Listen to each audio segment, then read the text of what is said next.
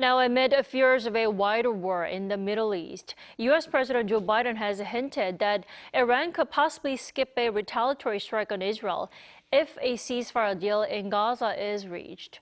In the meantime, Hamas says it launched another strike on Israel's central city. Bae Eun-ji reports. Hamas has said it fired 2 rockets targeting Israel's Tel Aviv, but the Israeli military said one fell in the sea off the central city, while the other did not cross into the country's territory. Local media outlets said explosions were heard in the city on Tuesday local time, but no casualties were reported. Amid escalating tensions in the region, U.S. President Joe Biden has said Iran could hold off on a retaliatory strike on Israel if a ceasefire deal between Hamas and Israel is reached. We'll see what Iran does and we'll see what happens if there's any attack. But I'm not giving up.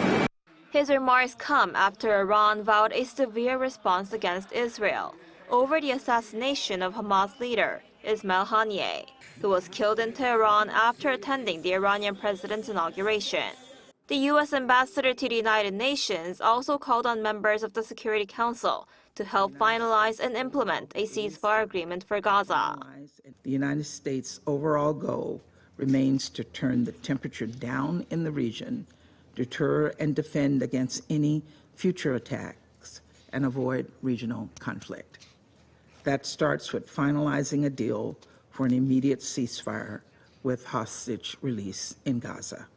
While a ceasefire deal still remains uncertain, the Palestinian leader has reportedly said Iran could soon decide whether or not to retaliate against Israel.